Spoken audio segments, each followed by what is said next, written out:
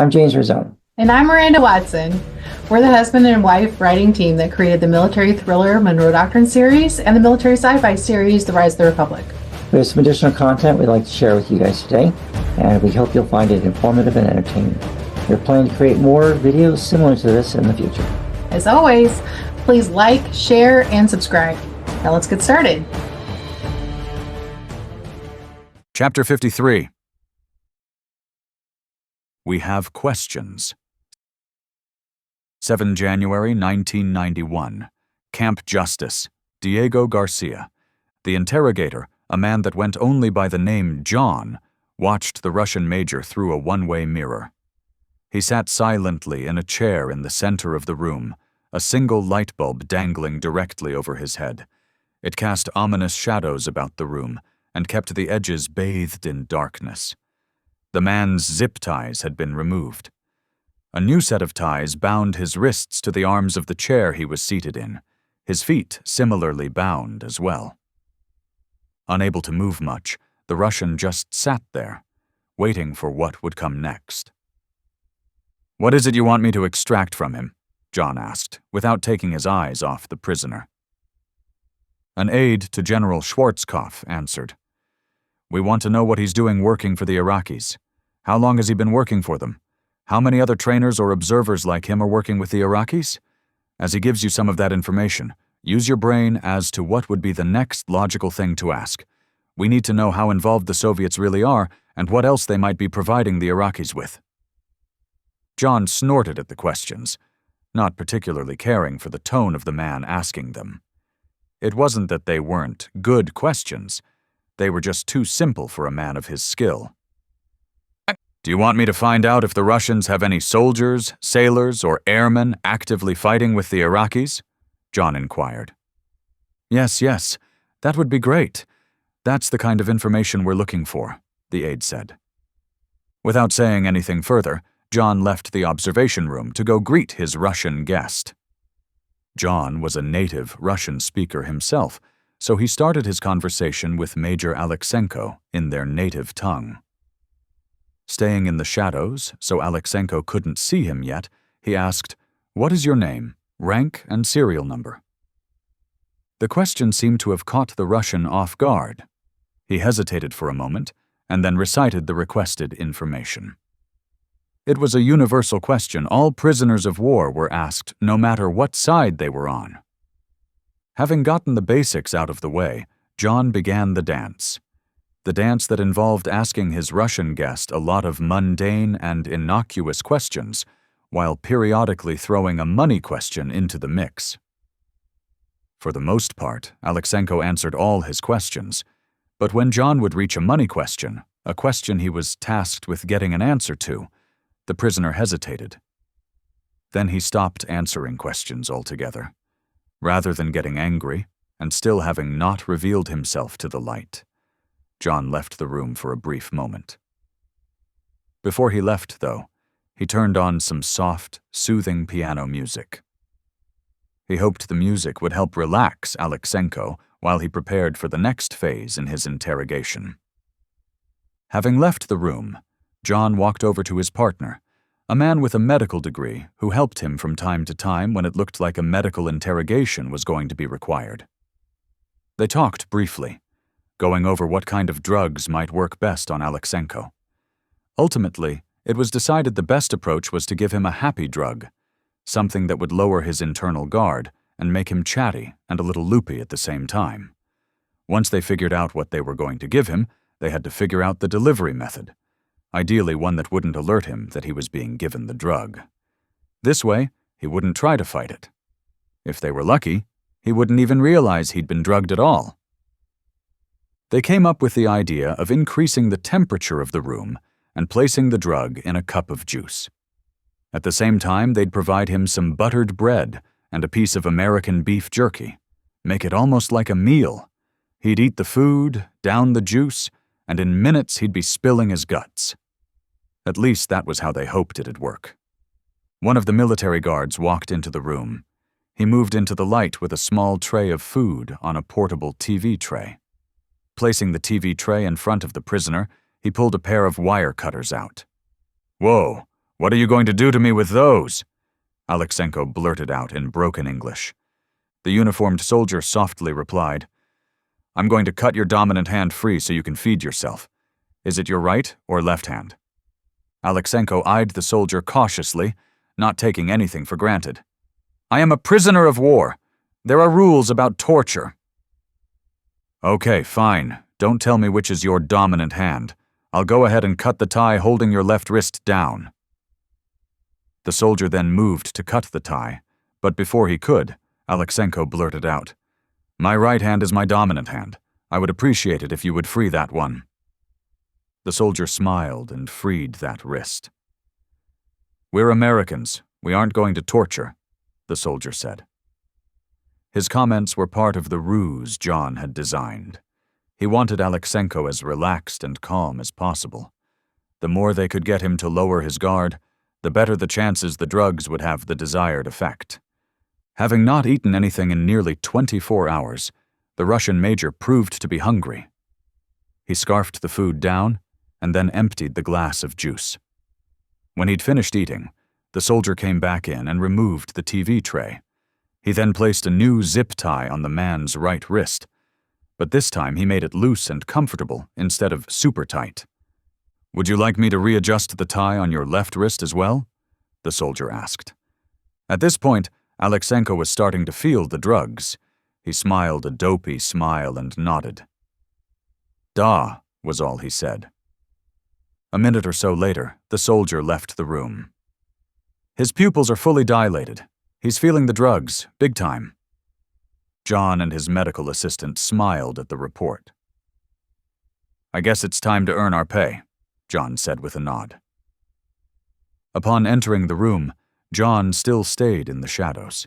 He told Alexenko that a medical doctor was going to attach some equipment to him to make sure he was medically all right. But while that was happening, he had some questions to ask. Alexenko just smiled and nodded. As the doctor attached some electrodes to Alexenko's chest, he got the polygraph equipment fully hooked up. He then moved to a table that had been set up behind Alexenko and attached all the wires to the equipment. He gave John a thumbs up. Still standing in the shadows, John asked, Alexenko, why are you in Iraq and not back home? Iraq is a terrible place. No women, no vodka, and god-awful heat. Alexenko laughed at the question. It reminded him of his conversation the night before with his sergeant. The only reason I am here is because of the money. The money? You mean the bonus pay? It's not that much more money. Alexenko scoffed at John's response. You are mistaken, comrade. The request was simple. If you volunteered to assist our allies, the Iraqis, during their time of need, then your pay would be tripled for the duration your services would be needed. Better yet, you would receive an automatic promotion to the next grade and your choice of assignments. Only a fool would turn down this opportunity. Plus, we get to shoot at Yankees. What's not to like? Laughing, John said that was a good deal. He then grabbed a chair and brought it over and sat in front of Alexenko. When he sat down, he was wearing the uniform of a KGB officer, a colonel, to be precise. Alexenko, do you know what they gave us when they asked that we send volunteers like you to Iraq? Alexenko squirmed a bit in his seat. He was obviously a little concerned about talking with a KGB colonel. I'm afraid I only know what they offered the military. Alexenko, do not be concerned by my presence. I, like you, am stuck here in Iraq. But unlike you, we didn't get offered any sort of bonus. We got screwed over and told to report here to Iraq to help their internal security forces with the occupation of their newly captured lands. It's a shit duty, Alexenko. A complete shit duty, if you ask me. I'm sorry to hear that, Comrade Colonel. That does sound terrible. Look at it this way. At least you are not deployed to the field with these camel riders. I honestly don't know how anyone can drink so much tea and their constant calls to prayer. I will be glad when I return to Kiev and not have to hear that again. Yes, you are right, Comrade Major. At least we do not have to deploy with the Iraqi army. So, if you had to guess, how many of our comrades do you believe are here in Iraq with us right now? This was one of the main questions John needed to get answered. Alexenko paused for a moment, almost looking like he was thinking about something. Is this a trick question, Comrade Colonel? Are you trying to trip me up and get me to answer something I'm not supposed to? John threw his hands up in the air as he laughed. Was I that obvious? Alexenko let out a nervous laugh. Kind of. What am I doing here, comrade? Is this some sort of dream I'm stuck in? Alexenko, you are stuck here in Iraq like the rest of us until this silly Arab war is done. Here, would you like to have a drink with me? I managed to smuggle some vodka through the embassy. The major's eyes lit up at that. Like most Russians, he hadn't had a strong drink since arriving in Iraq. The two of them drank a couple of shots together. The alcohol only enhanced the drug's effects. Major, in your professional opinion, do you believe we have enough soldiers here to help these Arabs win this war? Or do you believe more should be sent? Ah, Colonel, that is a tough question. We have some 20,000 soldiers here already. Could we use more? Sure, but to what end? We are all but advisors and trainers, not fighters. I mean, except for the pilots, of course. They actually get to fight. John lifted an eyebrow at that. You mean the pilots get to fight? I thought they were just advisors like yourself. Alexenko laughed a deep belly laugh. Comrade Colonel, you can't possibly think these Arabs are that good. Niet, comrade, those are Soviet pilots shooting all those American warplanes down, just like it's Soviet aircraft, not those poorly maintained Iraqi ones. I think if we wanted to ensure a greater Iraqi victory, then they should send more pilots and aircraft. As long as the Americans don't control the skies, I think the Iraqi numbers alone will be sufficient to win. Yes, you are probably right, John said as he poured his friend another shot of vodka. But you need more than just aircraft to dominate the skies. True enough. That is why 2 brigades of S-300s were brought in. The Americans won't know what hit them when they start to encounter those missiles. John smiled and nodded in agreement. He kept Alexenko talking for another 2 hours as they finished off the bottle of vodka. In that time, he'd gotten all the information they needed. They now had proof that the Soviets were providing more than just equipment and advisors. They were providing pilots and aircraft along with their most advanced state-of-the-art air defense systems. Before John left, he arranged for Alexenko to be brought to a cell with a bed and its own bathroom. They'd let the Russian sleep off the drugs and alcohol. If they needed anything further from him, they'd circle back. If he became uncooperative, they'd play his previous interrogation back to him. If he still chose not to cooperate, then a copy would make it back to the real KGB, who would be waiting for him when the war ended. In either case, Major Alexenko was going to be a cooperating source for the CIA for the foreseeable future. Chapter 54. The Trojan Horse. 9th January 1991. Guxtant. Stwitzt. Airborne Corps HQ. Jeddah, Saudi Arabia. General Luck stood in the 68th Airborne Corps Operations Center, studying a map of the region. No one said anything, not wishing to break his concentration. Everyone could see the wheels turning in his head. "Sir, you wanted to see me?" asked General Ford, commander of the 82nd Airborne Division. His face showed how tired he was, as he had been in the fight since the beginning, although as things had quieted down a bit, he was getting some sleep. He had also lost some weight, but almost everyone on the front lines had done so. The same could not be said for those in the rear area. "Yeah, Fred. How are your boys doing?" Luck asked. Luck always asked about the soldiers. "Sir, they're doing fine. A bit restless, but the Iraqis just barely keep it interesting. A shell here, a shell there. Keeps the boys awake at night, but they make up for it in the day. The Iraqis aren't real eager to come out and play. I think the biggest worry right now is having enough MREs to feed the number of Iraqis that are defecting and coming over," General Ford said. "I have noticed a few additions to the POW camp. We getting any good intel out of them?" "Getting some, but not much. Same old stuff. They're Republican Guard soldiers and are running low on food and fuel. Claim if they had fuel and food, they could take us, Ford said. Yeah, right. How did that work for them last time they tried? Luck asked.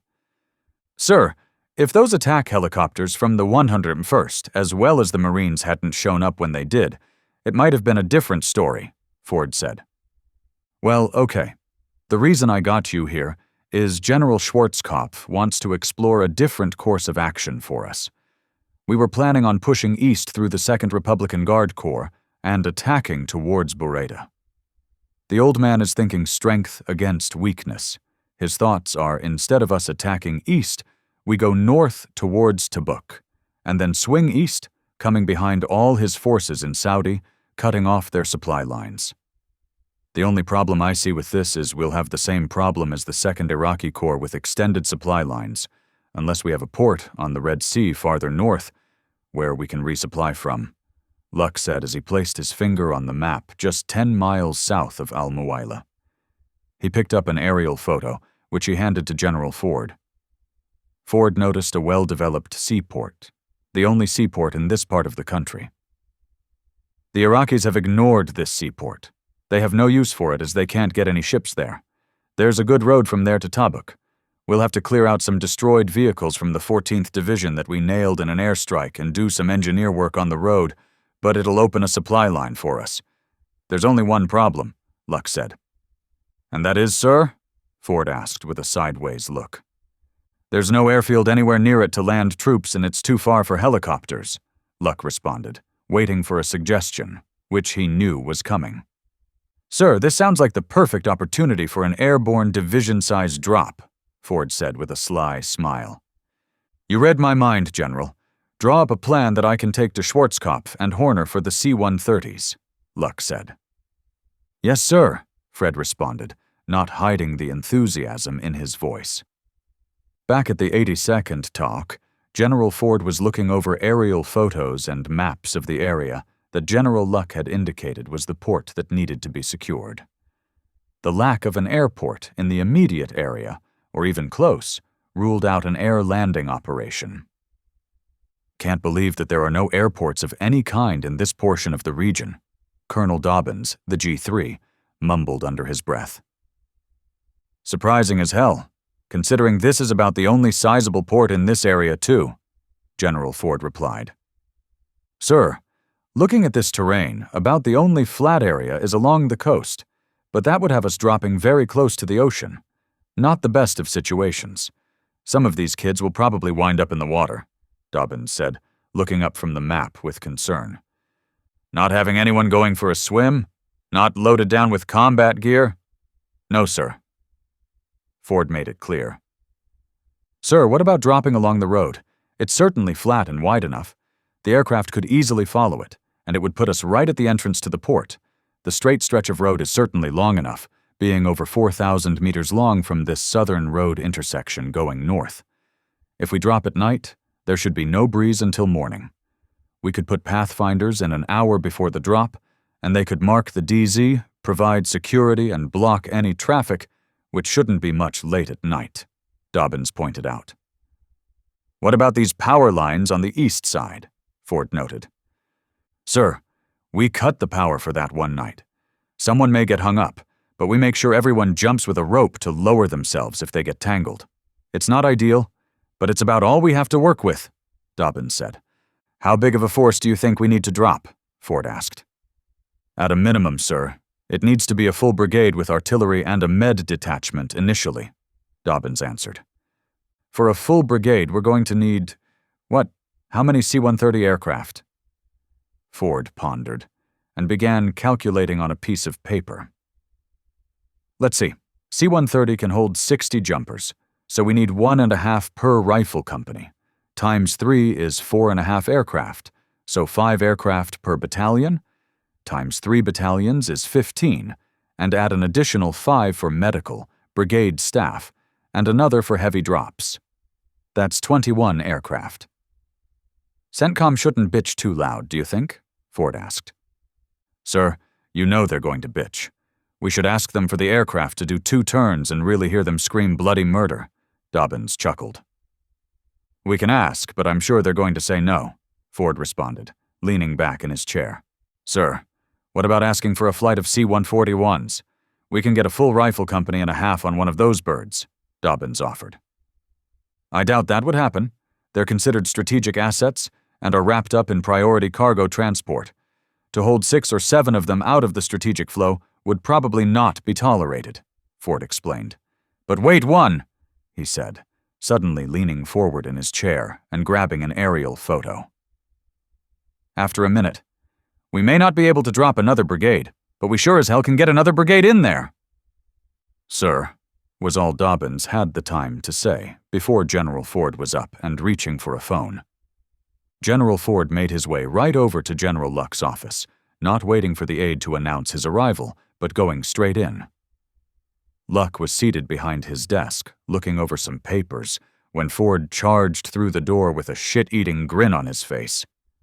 Okay, what has you all fired up that you have to charge into my office? Luck asked, sitting back in his chair. Oh, this ought to be good, he was thinking, looking at the expression on Ford's face. Sir, I need 21 aircraft to get 1 brigade on the objective, and 1 cargo ship, Ford announced. Ed, I can understand the 21 C-130s, but a cargo ship? What the hell for? Luck asked. I can get 1 brigade in with the 21 planes. I can get another brigade in on a cargo ship arriving in the port 30 minutes before the drop, Ford stated. Okay, run this by me again. The first part I understand, it's the second part that confuses me, Luck said. I want to get in a minimum of 2 brigades. I can get 1 in by plane. The other I load on a cargo ship here in Jeddah. We sail it north to arrive in the port 1 hour to 30 minutes before the drop. Once the drop is completed, the guys on the cargo ship disembark and secure the port facilities. We tell no one what the real cargo is aboard the ship, not even the Saudis. Once the gangplank is in place, the soldiers charge off and seal the buildings and port facilities. Hell, sir, the Marines can't do the job. They're all being committed in the East, Ford commented. General, you are as nutty as a fruitcake, Luck said as he reached for the phone. Get me General Yosak on the line. Yes, I'll hold. Chapter 55. Soin Airborne Corps Op Plan. 20th of January, 1991. Sutktu Airborne Corps HQ, Jeddah, Saudi Arabia. General Luck had gathered his division commanders to give them an overview of the upcoming operation. The commanders of the 28th and 29th Divisions had arrived in country, and their divisions were currently in training around Yanbu and Jeddah. Personnel for both divisions were quickly becoming acclimated to the weather, which had dropped to a comfortable 85 degrees in the day. Morning, everyone, General Luck said as he walked into the briefing room. Attention! Shouted an NCO that hadn't seen the general walk in. Keep your seats, Luck directed as he stepped up to the head of the room. I wanted to discuss with you the operation we have planned once things kick off. We're not going to be sitting in this defensive posture much longer. I can tell you that the date for D-Day has been set, and the clock is ticking. In the meantime, we continue holding in the defense, while the Air Force gains air superiority and our attack helicopters continue locating and chewing up his supply lines, and they have been doing a damn good job at that, he added, acknowledging the 101st and 82nd Attack Battalions, as well as the Air Cav troops. Thank you, sir, General Peters of the 101st said. I'll pass that along to my boys. Likewise, sir, General Ford said. Okay now, CENTCOM's original thought was for us to attack east and go after the IV Corps around Buyaida. They've reconsidered that move. The IV Corps has 8 divisions, with 1 being mech and 1 being armored.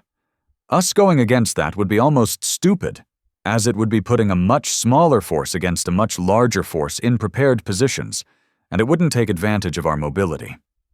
So, CENTCOM went back to the drawing board after I talked to them, Luck said as people exchanged looks. Instead, we're going to hold the 5th and 7th Republican Guard divisions right here with our Saudi task force, and we're going after what's left of the 2nd Iraqi Corps, with a follow-on of swinging east and cut off the Iraqi forces' supply lines, Luck announced. Right away, he could see the objections coming. Sir, that's going to stretch us too much with attempts at resupply. That's the same thing that's gotten the 2nd Iraqi Corps in trouble. Their supplies are so low that they can't do a thing, voiced a logistics staff officer. That's very true, Colonel. They've been attempting to resupply all the way from Al Jubail for fuel and from Baghdad for everything else, Luck agreed. Yes, sir, and we would be in the same boat attempting to resupply from Jeddah or Yanbu, the colonel stated, very proud of his observation and looking for support.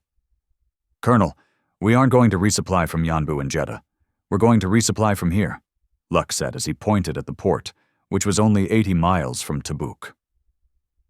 Everyone leaned forward in their seats to see what he was pointing at. This is Objective Wet. It's about the only deep-water commercial port in this part of the country, and it will provide for our resupply. Our resupply of essential items will be delivered to this location once we've seized it, Luck pointed out. Sir, that's over 250 miles from Yanbu, a brigade operations officer stated. Yes, it is, Colonel. In fact, it's 283 miles from Yanbu, Luck confirmed. Sir, the choppers don't have enough fuel to fly that far, and a ground attack would take 4 to 5 days to reach there at best, another brigade operations officer pointed out. You're quite right, Colonel, but that's a relatively short distance for an airborne insertion, Luck said, catching everyone's undivided attention. Gentlemen, let me give you the overview of the planned operation. At the designated H hour, one mechanized division will conduct a movement to contact from Yanbu up the coast road to Objective Wet T. At this time, we anticipate that this would be an unopposed movement, but it would ensure clearing out any reconnaissance forces that may be in the area. This would be a 4-day movement if unopposed. Also at H hour, one division would attack to destroy the 7th Infantry Division and continue to attack towards Moghira, with one brigade of the 101st conducting an air assault insertion to seize the airfield at Moghira. On order, that division continues the attack to Hegra and be prepared to proceed to Tabuk. On order, 101st will conduct air assault insertions to destroy logistic centers, seize choke points north of Al-Burieka, and conduct passage of lines with the mechanized division. At H+2, one brigade from the 82nd will conduct an airborne drop to seize and secure this port. Objective Wet. Simultaneously, one brigade will arrive by cargo ship in the port and seize the port as part of a deception plan, Luck indicated, which generated several loud murmurs, as it had never been done before. One brigade of the 82nd will conduct a truck movement to airport vicinity of Al-Waj, located here, Luck said as he pointed at the location on the map, and be prepared to conduct airborne insertion vicinity of Tabuk. Upon link-up of 82nd with ground forces, one brigade of 82nd will be prepared to conduct ground movement to Tabuk, clearing main highway to Tabuk. I cannot stress enough the importance of clearing this highway, as this will become the lifeline for the Corps. One brigade will provide security at Objective Wet until Corps support assets can assume security mission. This would complete Phase 1 of the operation, Luck concluded. All right, sharpshooters, let's have it, he enticed them, knowing that there would be some doubters out there. Sir, has an assault off a cargo ship ever been done before? I mean, there's a single-file gangplank normally, one staff officer asked. I don't think so, but there was a Trojan horse a few thousand years ago. This cargo ship will be our Trojan horse. It'll arrive the evening before the drop, and will have some excuse why they have to wait to start unloading. Containers will be on deck and full of troops.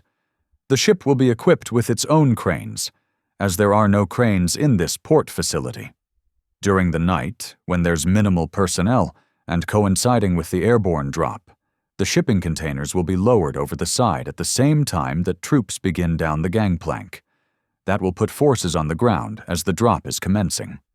If we can get a cargo ship with 3 cranes, then 3 shipping containers will go over the side together.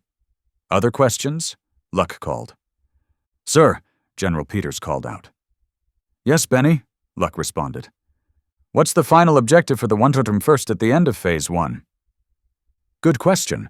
There's a military compound in Tabuk, just west of the airport.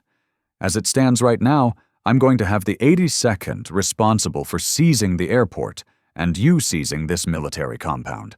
We cannot seize the airport with this compound being left alone. We've got to hit them both at the same time with overwhelming combat power, Luck pointed out. Can do, sir. All right, if there are no more questions, I want you all to go back and think through the missions I've outlined. Come see me or the staff if you have concerns or questions. There's no corner on good ideas, so if you have one, let's hear it. I want all the wrinkles straightened out before the orders from 3rd Army come down. Now get out of here. Chapter 56. Prelude to Air Campaign. 1st February 1991. Iraqi Air Force HQ, Baghdad, Iraq. Hamid Raja Shala al-Tikriti, commander of the Iraqi Air Force, was looking over the latest reports and did not like what he was reading. His deputy and wing commanders, as well as his Soviet advisor, were seated before him. Gentlemen, I do not like what I am seeing here in this report. If I am reading this correctly, we are losing Iraqi-flown aircraft at a rate of 6-1 versus the Americans and British.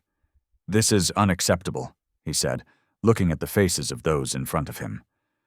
Would someone care to explain this to me? No one really wanted to get into this, but they all knew the answer. General, I think I can best explain this, General Dmitry Yahontov responded, to the relief of the Iraqi generals present. Please, do tell, General, al-Tikriti said. Sir, the simple explanation for this is the Americans are better trained. Their pilots have had extensive training at both their Top Gun school for the Navy pilots and at Red Flag in Nevada for their Air Force pilots. In addition, their AWACS planes are providing 24-hour air watch and know as soon as we launch a strike. These planes fly with a heavy fighter cover as well, so trying to go after them is not a simple matter, General Yahontov explained. Our pilots fought against the Iranians for what, 6-7 years?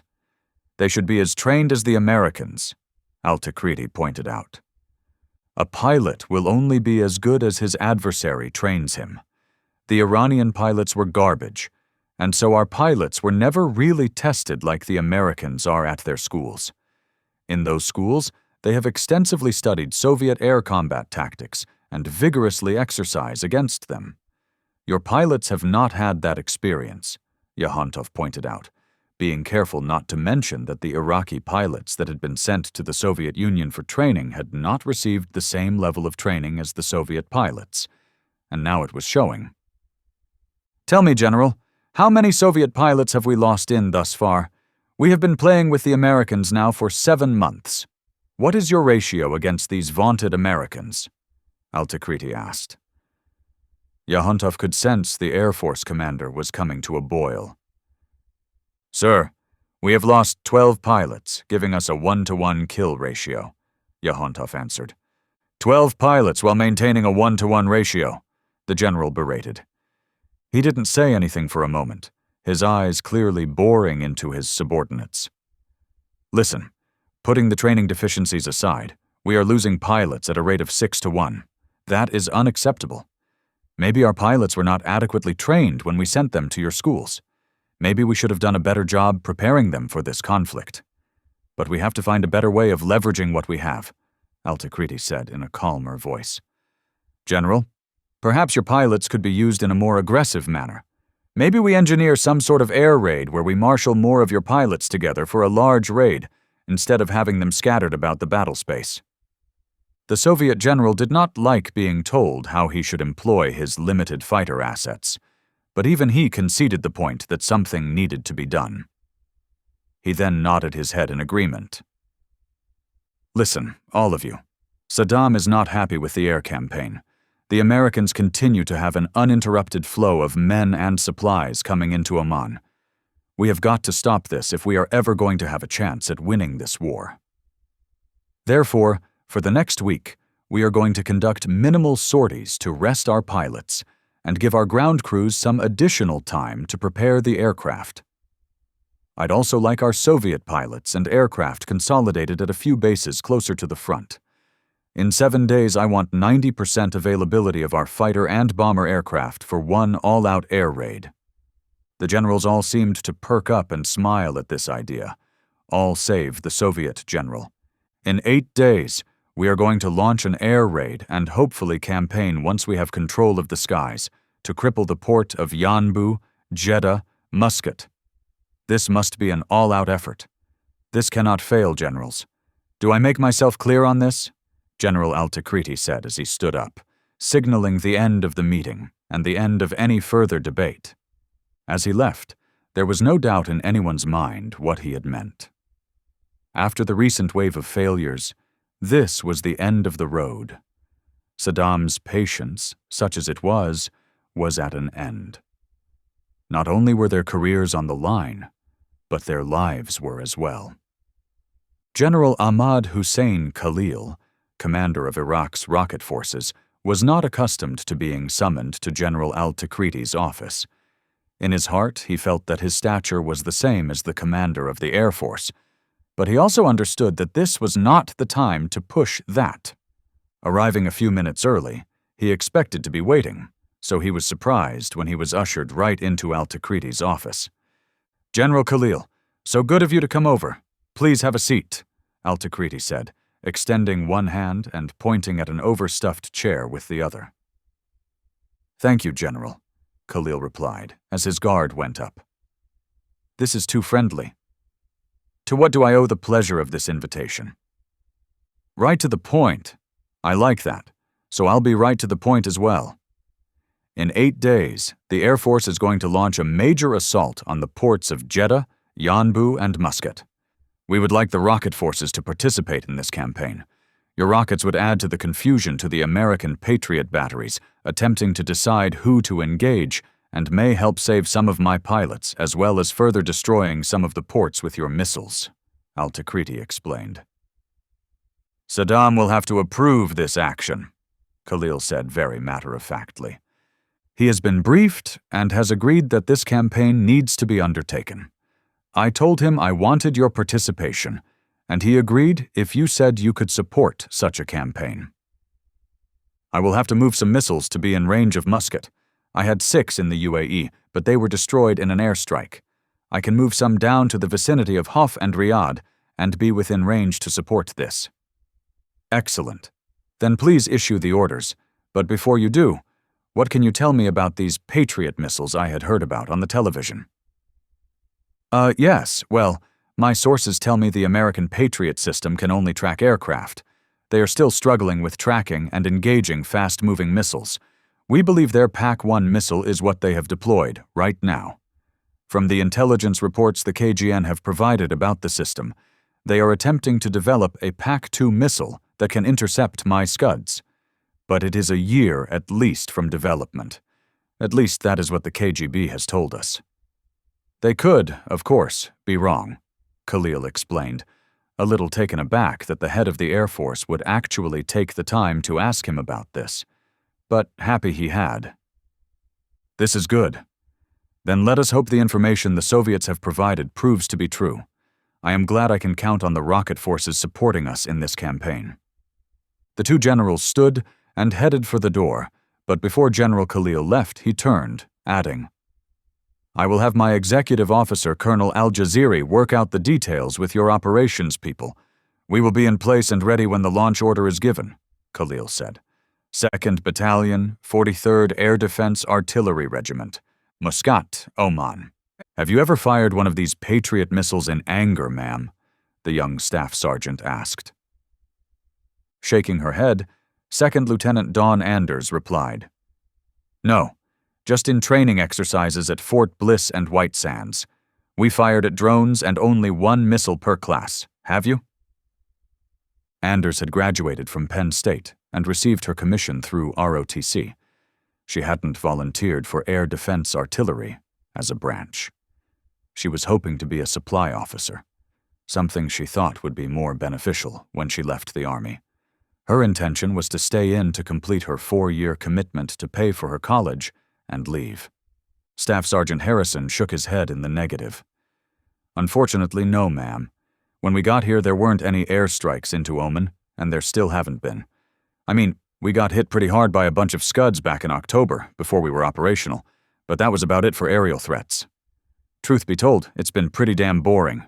We sit and test the equipment each day and run through drills, but we still haven't launched a missile to even put those drills into practice. Staff Sergeant Harrison blew some air past his lips in obvious frustration, adding, "Last week before you arrived, we got a shipment of the new PAC-2 missiles. Right now, each launcher has 2 PAC-1 and 2 PAC-2 missiles loaded up. The captain said the PAC-1 were still good for knocking down planes, and the PAC-2 would be for those Scud missiles should they get a hair up their ass and want to fire 'em at us. But I'm not sold on being able to hit a missile with a missile." That's a good point you bring up, Staff Sergeant. How many launchers are we playing with besides those in our own battery? Anders asked. Being new to the unit, she was still learning all this. Well, ma'am, we have our 4 launchers. Then we're tied in with 2 Hawk batteries that the Omen Army has. Everything is deployed around the city to protect the airport and port here in Muscat. Another 2 batteries are further out, also providing protection. I guess the port and airport are pretty important, so they largely get all the protection. Yeah, the port and airport are the lifeline to this entire effort, was all Anders could say as she studied the battery's phased array radar scanning the sky. Why are you so concerned, ma'am?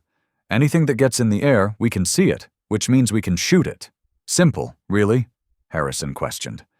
Sergeant, what concerns me, and the CO, is the high mountains surrounding Muscat. They provide some good interference. You saw how hard it was to track the Scuds during that last attack, I'm told. Tracking incoming Scud missiles isn't the problem.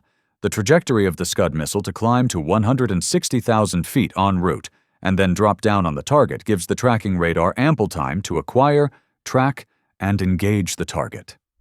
What concerns me and the battery commander is the engagement time for low-level aircraft. Those can be tracked by the satellites, but if the attacking aircraft are right down on the deck, we'll have a very limited opportunity to acquire and engage, Lieutenant Anders pointed out. But ma'am, there are Vulcan guns around the airport and harbor, aren't there? I believe there are some from the 11th Air Defense Brigade, but I couldn't tell you who they are or where they are. I just hope they're on their toes. Let's get to checking the launchers now and stretch our legs, shall we? Anders said, moving off to the first launcher's location. Quote, Airborne Corps, HQ. Yanbu, Saudi Arabia. Hey guys, I got chow here for you in the truck, Sergeant Nelson said to his crew. Sergeant Nelson was the team leader for AM M167 Vulcan Air Defense Gun System, VADS. What, another morning of MREs? When are we ever going to get some real food for breakfast? Private Alexander whined. Alexander, quit your bitchin'. This morning I'm serving eggs, bacon, sausage, pancakes, and coffee, Sergeant Nelson declared as he opened the back of the Humvee and pulled out a Marmite can along with a large thermos of coffee. Hot damn, Sarge, you the man, Specialist McGee said, jumping up from his sleeping bag and grabbing a paper plate as Sergeant Nelson opened the lid and began spooning out eggs. Specialist Hammer was climbing out of the weapon system. Hey, someone grab me a plate. Damn, I can smell it over here. Alexander, take a plate over to Hammer, and then you get some for yourself, Nelson directed. Ah, come on. Why am I always the last one? Alexander complained. You're not. You know I always eat last, Nelson said as he loaded up Hammer's plate. Hey, Alexander, when you grow up, you'll see that the leaders always eat last. They make sure there's enough for everyone before they eat. That's what a good leader does. They take care of their people first, McGee said as he loaded his plastic fork with eggs covered in Tabasco sauce. Damn if this doesn't taste good. I was really getting tired of eating MREs, Sarge, Hammer said as he crunched down on a piece of bacon. Hey, Sarge, how much longer do you think we're going to be sitting here in Yanbu watching this airfield? Until the division commander tells us to move. Ask him when you see him, Nelson directed. You know, I'll just do that. I sort of like it here, especially if hot chow's going to be coming regularly, Hammer said, sipping his coffee while sitting in the firing position. Chapter 57. Flaming Glory. 5th of February, 1991. 4th Squadron. United Arab Emirates. Major Nikolai Kamanin was flying his Su-25 so low he felt he could reach down and touch the water. If he flew any higher, though, he'd likely get detected. In the sky, high above him was a dogfight, the likes of which he'd never seen before. He knew his friend Popkov was likely up there leading his squadron against the Americans. There you are. He found his target, the Sultan Qaboos port. His flight of 4 Su-25s had slipped past the mountains to the east over the coastal town of Bandar Jisa and flown out to sea. They'd stayed low and hugged the coast so they wouldn't overfly any American warships. They were close and easily in range of their own air defense weapons. It hadn't taken Kamanin long to reach the port, placing them in a perfect position to attack it from the sea, an angle of attack the Americans hadn't considered. As his aircraft grew closer to the port, he went through the arming process as he prepared to unleash his attack. He turned the targeting warhead on for 2 of his Kh-29 air-to-surface missiles and prepared to fire them. He was targeting the large cranes used to unload the massive cargo ships. 2 of his 4 aircraft would specifically target some of the ships in port, hopefully sinking them next to the piers. The last 2 aircraft were armed with 4 B-13L rocket canisters. Each one carried 5 122 mm unguided rockets. Their job was to strafe the warehouses and depots in and around the port. These locations were stacked high with supplies and munitions, things that would hopefully all go up in smoke. Once his flight of 4 had made their initial attack run, they'd circle back and look to unload the rest of their ordnance before heading home. What Major Kamanin hoped for most was that the rest of his squadron attacking the international airport would be able to knock the place out of commission, or at least destroy a lot of fighters on the ground. They were the ones with the truly hard mission. The targeting display told him each missile was locked on and ready. He had designated the base of the cranes for the 320-kilogram or 705-pound warheads. Kamanin wanted to destroy not just the massive shipping cranes, but also the base of the pier the large structures were anchored into. When he flew around for his second pass, he planned on plastering the rest of the port with his unguided rockets. Then his RWR started blaring a warning alarm, letting him know he was being targeted by some sort of radar system. Depressing the firing button, Kamanin sent his 2 missiles off, on their way to help take down the port. So did his 3 other pilots. Moments after they fired their missiles, the surrounding sky filled with tracer fire from some nearby ships and ground base guns near the port. Kamanin took evasive maneuvers as he saw strings of red tracers crisscross the sky where he'd just been moments ago. Then he saw a brilliant flash. One of his comrades' aircraft had been hit by a missile that had come out of nowhere. It had swooped down from the sky above and slammed into the plane, meaning he and his flight mates had serious problems. 1 or more fighters, likely a Navy fighter, had just gotten the drop of them. Banking his Su-25 hard to the side, he accelerated quickly while at the same time gaining altitude as he tried to figure out who had just bounced them. Then he saw it, the contrail of another missile, fired from a dozen or so kilometers away and heading straight for one of his friends. Angling his aircraft in that direction, Kamanin flipped his targeting system from ground to air mode. His R-73 Archer air-to-air missile got an almost immediate lock on the enemy aircraft as it looked to be turning away from them and climbing for altitude. When his missile had a solid lock on the American fighter, he fired. With his missile on its way to the target, Kamanin turned hard back to the port. He wanted to finish unloading the remainder of his ordnance on the port and would then look to get out of here. Repositioning for another attack run, Kamanin was having a hard time trying to even find a target. The port was covered in thick black smoke everywhere. The 2 ships his comrades had gone after were ablaze. He wasn't sure if they were sinking, but they were certainly on fire. The warehouses and depots also looked to be ablaze. Not seeing an immediate target, he gave his aircraft more power and zipped right over top of the port. He continued on past the port. As he did, he spotted a large oil refinery. He RWR then came on again, letting him know he was being locked onto by another radar. This one looked to be a ground unit, likely one of the Patriot systems. Knowing his plane might get shot down or worse, blown up, he gave his engines all the power he could, going to full throttle to try and get in range of the refinery. He had 10 122mm rockets left, and he planned on using them to try and take that refinery out. If he could, maybe it'd help hurt the coalition war effort.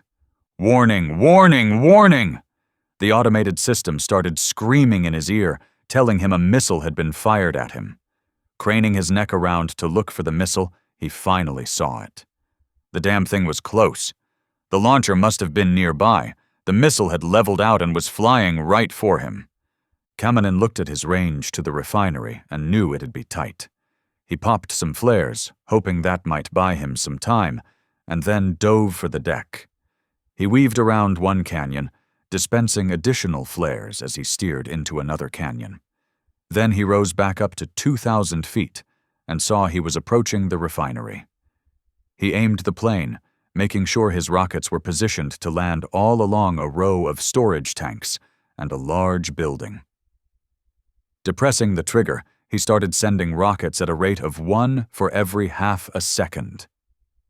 Come on, just a few more rockets, just a few more seconds, and then I'm ejecting, he thought. He knew the enemy missile, if it was still chasing him, was likely practically on top of him. Then that sixth sense pilot seemed to have told him he needed to eject. He still had 4 rockets left, but he trusted his gut and pulled the levers. In a blink of an eye, his canopy was shot off his plane, and he was thrown several hundred feet into the air and away from his plane. His chute hadn't even opened when he saw the Patriot's large missile and warhead slam into his plane. His baby, the aircraft that had seen so many battles with him, that had kept him alive through so many combat missions, was now nothing more than millions of pieces of flaming debris as it was being dispersed across the ground below. When his parachute deployed and his body started to dangle, he took a moment to survey everything around him. What he saw shocked him. The refinery had taken some good hits from his rockets, so he felt good about that, especially after he saw one of the storage tanks explode. Then a second and third one blew up as well. But that wasn't what shocked him. Everywhere he looked, he caught sight of military encampments. He'd had no idea there were this many enemy soldiers across the border just waiting to be unleashed on his Iraqi partners.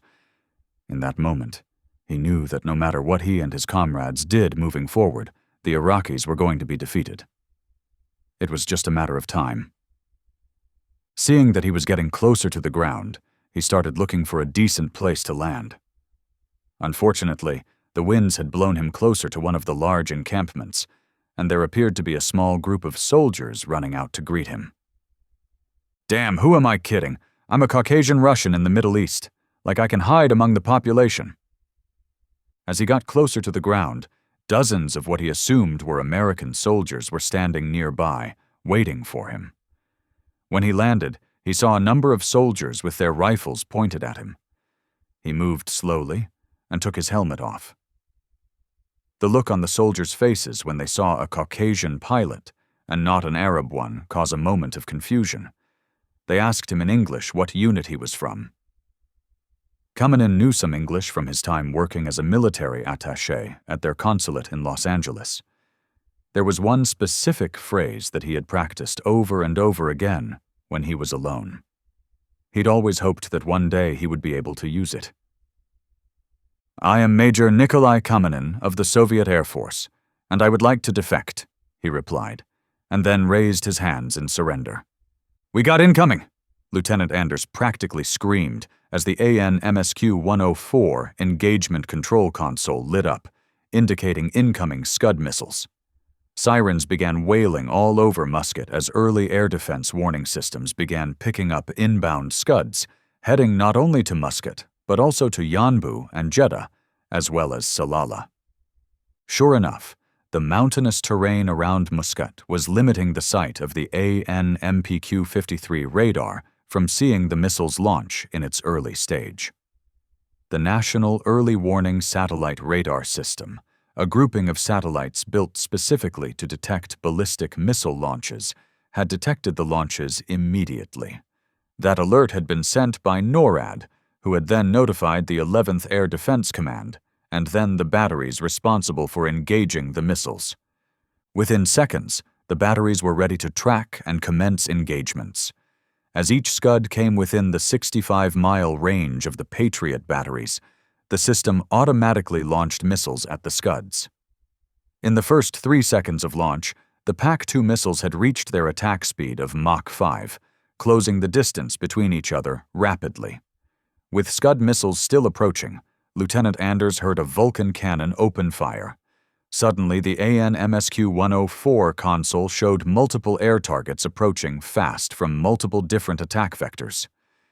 "Damn, we have aircraft inbound," Anders declared, looking over the shoulders of the 2 young soldiers sitting at the consoles. Both were hunched over, intensely studying the screens and allowing the system to automatically select the most dangerous targets to engage first. Boom! The concussion from the blast picked Anders up and tossed her against the wall of the Engagement Control Center van as it knocked the 2 other soldiers out of the chairs. "Ma'am, are you all right?" asked one of the soldiers as he staggered to his feet and reached over to help her get up. "I think so," Anders said, trying to steady herself. "How are you 2? Anders was seeing double at this point and attempting to refocus her eyes. "I think we're good," one of the soldiers answered. Then another bomb landed nearby, peppering their vehicle with shrapnel as it tossed them to the floor again. "They're trying to take us out with their aircraft," one of the operators said, hoping that no other bombs would hit any closer than that last one. A Vulcan opened fire again, making a loud ripping sound as the multi-barreled gun opened up on something close. Anders looked at the command console and saw that it was still functioning in automatic mode. They heard another pair of missiles fire from one of the battery pods, still operational. Distant explosions could be heard, but it was hard to tell if they were Scuds hitting, or enemy aircraft dropping bombs, or missiles hitting something. Whatever it was, sheer terror was happening around them, and the best they could hope for was that some of their missiles might knock a few of these Scuds or enemy aircraft down. Vad's vehicle. Jeddah Airport. Saudi Arabia. The soldiers manning the Vulcan truck had one of the most important, yet most boring jobs you could have.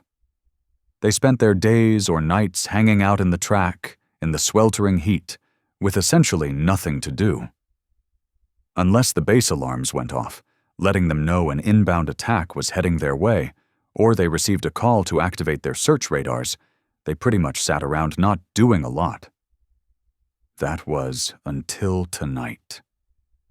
Sergeant Nelson was sitting in the rear of the truck reading a book when he heard a Patriot missile launch nearby and the air raid siren blare across the airfield moments later. His buddy Hammer was in the gunner's seat and went right into action. He activated their search radar and started looking for potential targets headed their way.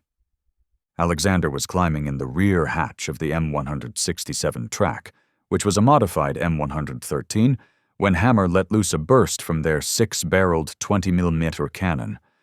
The roar of the gun was distinctive and loud. It sounded like it was tearing fabric, but in reality, it was a loud, tearing noise from the cannon rounds ripping through the sound barrier. Hammer had spotted the low-flying planes coming straight at the airfield. They'd swooped in around the mountain range near Jeddah, the one blind spot their air defense systems had to contend with. McGee had been asleep when the shooting started, but as soon as it did, the kid had jumped to his station, grabbing extra ammo and getting it ready to feed into the gun once it started to run low. If Hammer got careless or too carried away, he could burn through their 2,100-round belt in seconds. "Hot damn! We got one, Sarge!" Hammer cried out excitedly as he watched the left wing on the Su-25 Frogfoot separate from the aircraft.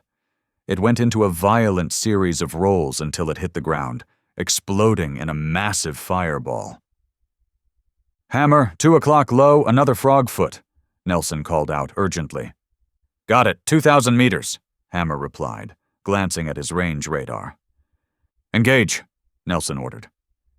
The 6 barrels spun up and fired off nearly 2,000 rounds at the fighter, angling in for an attack. The plane managed to fire 2 missiles, both taking aim at the ground radar systems around the airfield. Seconds after the missiles left the plane, Hammer's barrage of rounds connected with the frog foot, ripping the front of the aircraft apart. It tumbled and splattered itself across the ground. "Splash 2!" Hammer yelled as Alexander began reloading the ammo boxes. The Vulcans around the airfield were also engaging the incoming aircraft. There were more coming from the north along the coast and out of the mountains. Then one of the Vulcan trucks blew up, an anti-radiation missile having slammed into it. "Oh shit! They just blew up Ducey's track!" Hammer declared in shock and disbelief. Now the Patriot missiles and Hawk missiles started scoring some hits of their own. The air defense missiles had been engaging some of the aircraft well above and outside the range of the Vulcans. "I think they're trying to knock out our airfield in the port area. There's a lot of fire over to the west in the vicinity of the port," McGee said, taking a quick glance in that direction. "Stay focused on what's in front of us. Concentrate on our piece and protect this airfield." Suddenly, Sergeant Nelson's tone changed as he looked right at Hammer. "I'm tracking 2 bandits, 11 o'clock low, and coming in fast right for us," he practically screamed as he watched the 2 aircraft in his binoculars get larger and larger. "Got them, 1,000 meters." "Engage," Nelson yelled, hoping like hell they didn't fire an anti-radiation missile at them. They had their search radar going. The 6-barrel rotary gun opened up, spitting a stream of red tracers out. The stream briefly touched the front of the first aircraft and tracked down its body until it exploded right in front of the second aircraft. By now, the other Vulcan tracks were engaging the second aircraft. The Frogfoot had managed to overfly the parking ramp of the airport and proceeded to release a stick of bombs that started exploding and ripping through the parked helicopters, causing numerous secondary explosions. As the Su-25 tried to accelerate up and away, it was ripped apart by 2 streams of red tracers. Moments later, the guns around the airfield fell silent. No more missiles were firing, and no more roaring engines of aircraft. As quickly as the air attack had started, it was over. Burning wreckage littered the parking ramp. Dozens of helicopters were on fire, and a couple of hangar buildings also looked to have taken some damage. 2 radar trucks had been taken out, and it looked like one of the Vulcan tracks was also a burning wreck. The enemy had succeeded in part, wrecking the airfield temporarily, but it had come at a high cost. Thank you for watching our video. If you enjoyed it, don't forget to like, subscribe, and hit the notification bell so you'll never miss another video.